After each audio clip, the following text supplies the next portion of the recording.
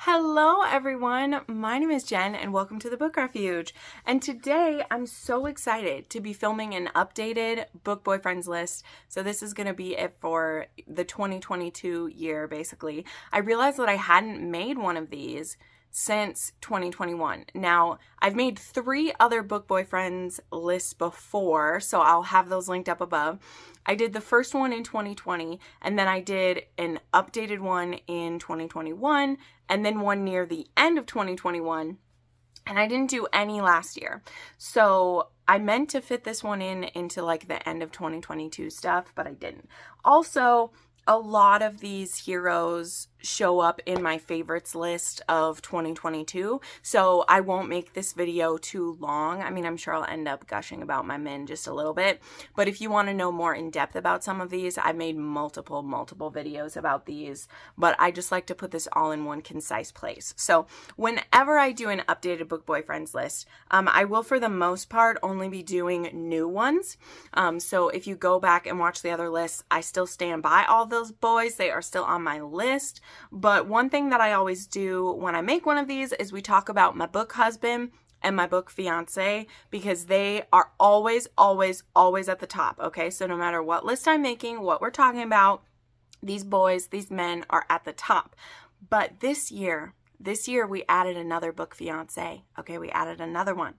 And the rest will be book boyfriends. But we'll start with number 1. He's always at the top. He has my heart. He has my soul. He wins forever. He wins over everyone else. And that, of course, is James Malcolm Mackenzie Fraser.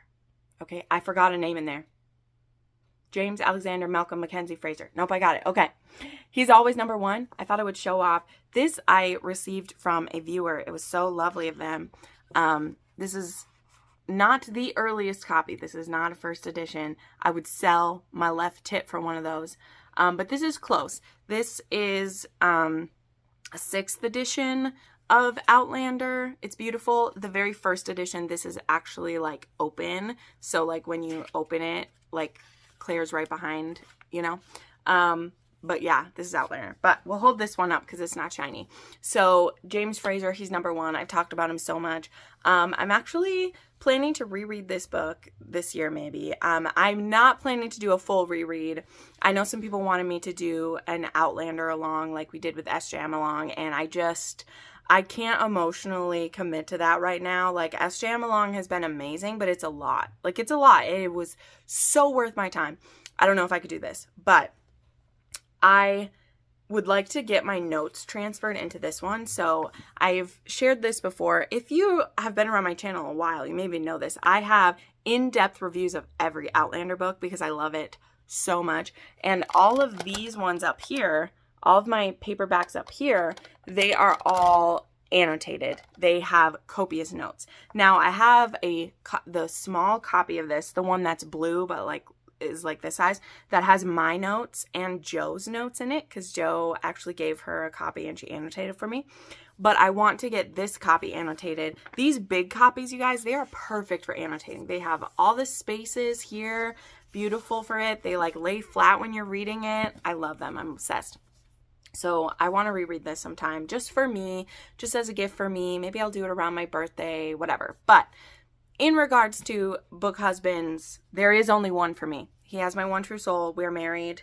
He's mine. I know I share him with many people. That's okay. It's cool. He's mine. I have just such deep respect for this series. And this isn't even like an oafish romance series, but I don't care. He's my book husband and I love him. Now, my book fiance entered the scene in 2020, and I very much love him as well with my whole heart and soul. But if him and Jamie went head to head, Jamie would win. That's why he's book husband. He would protect me and care for me and love me, and it'd be great. But my book fiance, who has had the sole place for 2.5 years now, was Tristan Miles from The Takeover. This is the only book in this series that I love. It is my favorite book by T.L. Swan, easily.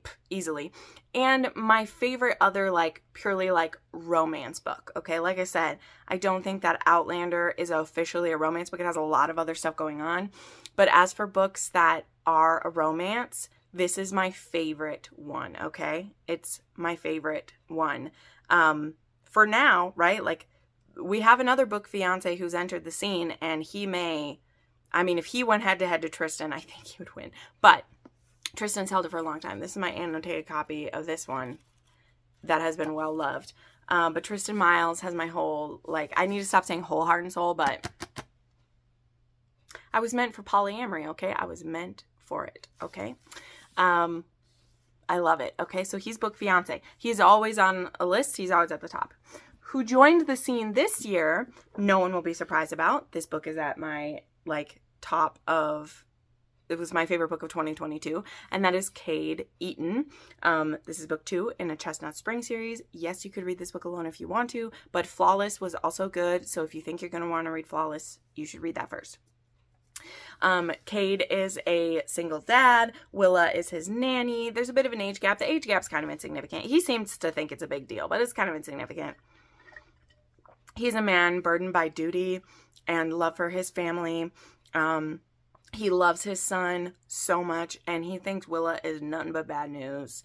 He just thinks she's nothing but bad news and only going to cause him grief, but he is in for his world to be rocked, and I loved him. He was grumpy, but also a softie. He was tough but kind, and he has the dirtiest damn mouth. He has the dirtiest damn mouth, okay? I gotta tell you, all my top 3, they have some dirty mouths, okay? Tristan, he knows how to get down with Claire. Funny enough, both these are Claire. And Jamie, he's not fully worked up his dirty mouth in Outlander, but the man, as he has aged, his mouth is pretty dirty, okay? When we're talking in like A Breath of Snow and Ashes, or even in some of like the later books, like that man got filthy in his older age, his advanced age. He has. Anyway, so these are my top 3 boys, okay? We got book husband and with 2 fiancés. I mean, Cade made the list. Nobody fully made it to that list before. But again, I didn't update this list in 2021. So there are some heroes from 2021 that are in here. And that's going to be, now, again, the rest of these, they aren't in particular order because I just went back and I was looking chronologically at who my book boyfriends were. But of course, this one also shouldn't surprise anyone. Daddy Declan is on here. Now, I have also made a video that was anti-book boyfriends. And at the time, that was me trying to have more book boyfriends. And so I had a list that was book boyfriends, and then I had anti-boyfriends, which was supposed to be like the ones from dark romances. But you know what? I don't really care anymore now, so they're all on the same list. So we have Daddy Declan. This is what, like, no surprise here. He has a dirty mouth. He falls so hard for Sloane. She can walk on him and he will happily take it. Not that he's a pushover, but he would just be like, oh, there's a puddle. Let me lay down so you can walk over it. Okay. I love him. I would die for him. He's my man. Okay. He's excellent. I love him. Again, I'm just pulling these from over here. We have a historical hero. We have Tristan Montgomery. There is something about Tristans. I've said this. I really love the name Tristan, apparently. But this one, I just loved it. This one is a, like, teach me type of thing. Their families are rivals, but they have this crazy chemistry, and it kind of all boils over when our heroine says she's not interested in intimacies because she's had them kind of ruined for her. And the hero is like, hold up.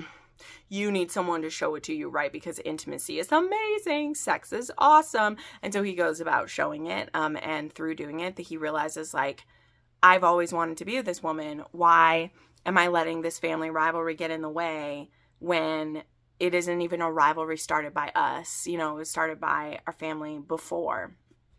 And I appreciate that. I appreciate a man who can talk it straight, and I just love him. He also has a dirty mouth. I have a type, but he's also sticks up for her and shoots straight, and I appreciated him. So Tristan made my list. There is Mikhail from Broken Whispers. This one is an arranged marriage. He's a single dad. He was obsessed with his ballerina. She's actually a mute ballerina, or a speechless heroine. She lost her voice due to an accident, and she does sign language, and he actually can sign, but he doesn't tell her that right away because he doesn't want to explain how he knows how to sign because it's a very personal reason for him. But when his mafia is supposed to marry into her family's mafia, it is put forth by their pecan, like, who will marry this young woman? And he's like, nobody else is going to have her but me, even though he had never planned to get married. But he does have a daughter who, like, the heroine doesn't know about until she, like, shows up at his house. But I just loved these two. He was so soft and sweet for her. And the way that their, like, relationship grows, like, through the daughter, I just really love it. I really love single parents. Can you not tell? I have a lot of those on this list. We haven't even gotten to them all. Okay, we have Ballard from Entreat Me. This is the book when I was doing my top list. This one always chokes me up the most because the heroine, I love her so much. She is the heroine in 2022 that I, like, related to the most. She just really got to me. She is an older sister. She's a widow. She is fierce. She doesn't take any shit. She's called, like, the witch where she's from because she just is so unlike other women of her time. And then Ballard is this cursed warlord, and him and his son and his castle have been cursed by his dead wife, who was just very vindictive when she was dying. And him and his son are both cursed. They need to find someone to love them. And when Levain goes to stay at his castle because her sister is being courted by the son, her and Ballard start this relationship together. And he just thinks she is so beautiful and perfect and all of these things. But he also knows that once his son marries her sister, like, she's going to go back home and help her father and be there to work with their business. And so he feels like it's a doomed thing. But they're like, let's enjoy each other for the winter time while I'm here. And guys, like, the way they love each other, the way he loves her, and the way that this all, like, wraps up the end, like, oh God, it was beautiful. It was gorgeous. And I love Ballard. He made it on my list because he's amazing. Lachlan Kelly from Sweet Like Poison. This boy, he caused me some pain, okay? He jumps to conclusions and assumes things about Elena. But the reason he made the book boyfriend list is because he fucks up a lot, actually. Like, in any other book, if a hero had fucked up as much as he does, and not just one time, like, he continually steps in it, I would be so over it. However, the way that he owns up whenever he messes up, and repeatedly, and he doesn't wait forever. Like, when he messes up, he will mess up and he hurts the heroine, and then he's like, what the fuck did I do? I'm such an idiot. And he will work on it and change. And so that last time when he fucks up, you're like, boy, you are never gonna get her back. You have fucked this up too far. He goes full grovel, full grand gesture level, and it's beautiful. And I love it because they don't just work on their relationship together, like, they work on themselves, like, individually. And Lachlan, he really goes through some growth. Also, he is, I wouldn't call him, like, a plus size hero, but he is a chunky hero. He's a husky hero. He has ruddy cheeks, and he has a soft belly, and he's this large, and he's a mechanic, and he's dirty, and he's from a ranch in Wyoming, and he's going to go back to it. And I just love him. And him and Elena are opposites attract in a beautiful way. We have Eden. Eden is this big, purple, sexy, kilted, tailed, big-dicked monster. And this is a romance between him and Hunter. And Hunter is he is a part of the military in this post-apocalyptic, monster-infested world. And him and his buddy have been separated from the military, and they're trying to get back to work and do their job. But then Charlie gets kidnapped by some monsters, and Eden happens to see it happen and offers to help. He so generously offers his support, and Hunter doesn't want anything to do with any monsters. And Eden just takes him completely by surprise because he's this big, tough monster. He has horns, he's purple, he only wears a kilt, like I said, he has a tail, and he's just so jovial. And so, like, Jodso, I will take care of you. Jodso, you're so funny. Jodso, I want to fuck you.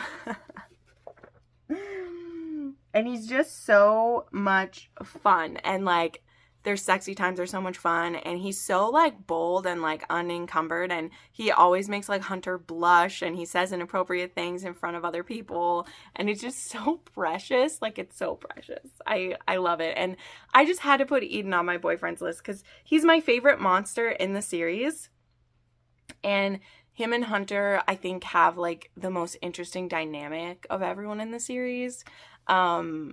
So I just loved him. And when I was making this list, I was like, you know what? Eden's on there.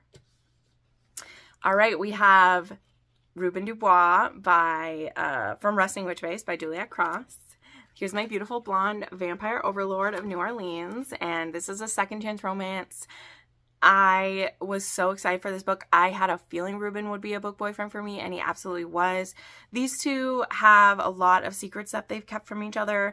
They have a lot of things that they need to work through. It's been 12 years since they were together, but they're meant to be, okay? And Ruben has waited long enough. He says, time's up, Jules. I am making my case. We are going to be together. We're meant to be. It's happening. And when they have to go on a road trip, and like that's a business trip together, it's his time to shine. It's his time to make it happen. And the way that he sweeps her off her feet, but also kind of holds her to account for the way things went down, even though he knows like it's both of them that needed to grow and learn. I just really appreciated it. I loved it.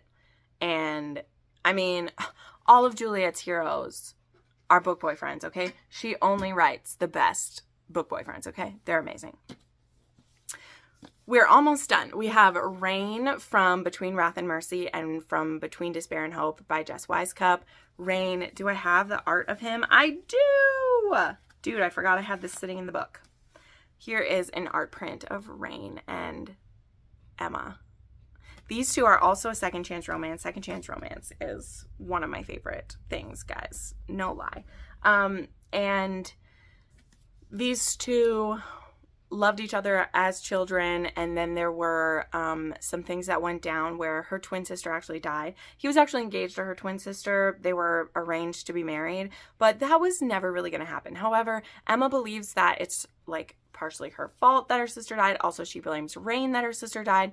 And so she has her daughter and she gets married to someone else. And then her daughter and her husband get kidnapped, and she goes to the prince of the land, who, yep, that's Rain. He's a prince, and begs him for help. And he's like, you don't beg me for help. I'm going to help you no matter what. But also, he realizes she's not exactly happy in her marriage. And also, spoiler alert, her husband's not the nicest guy, as we'll find out. And these two are meant to be together. And this is another case of like, he really holds her to account for how she ran from him without giving him a chance to discuss things. Now, he did react badly initially, but they were both under a tremendous amount of stress, and she didn't wait. She ran. And so she carries guilt for that, but he also feels so hurt by it. But now's the time to kind of, yes, we need to open that wound again, but we're going to get it cleaned out, and it's going to be healed, and we're going to be better going forward, right? It's going to be amazing. So anyway, thank you so much to Jess Wisecup for Rain, because he's amazing. Okay, now the last one that I'm going to share is Draco Malfoy, okay? And this is kind of a cheat because there's Draco Malfoy in Contradictions, there's Draco Malfoy in The Auction, and there's Draco Malfoy in Manacled. Now, these are all the same character, but they're also they're the same, but they're different, because, you know, each Draco in each of these is different, but it's also Draco, and he's amazing, and I'm putting him on my book boyfriends list, okay? Because to be honest with you, I have spent the most pages in 2022 with Draco Malfoy, because this is just 3 of the fics that I read that had Draco Malfoy in them, and he's just someone I want to come back to again and again. And between Draco fic and Snape fic, they are book boyfriends for me. And Draco, he makes it very high on that list, y'all. He just does. He just does. Okay? So there we go. There we go. Okay, that is my updated book boyfriends list, as well as a new book fiance to add to the top tier level. Let me know who your book boyfriends of 2022 or all time are. I would love to know. Maybe I'll find some books I need to try. Also, check out my top 10 of the year video that I made where I go into a bit more depth about a few of these books. And yeah, thank you so much for watching. It means so much to me that you did. Make sure you like this video, subscribe to my channel. I put up new videos 3 to 4 times a week. Check out my Patreon if you'd like to support. I also put up an exclusive video there once a week. And I'll see you next time. Bye.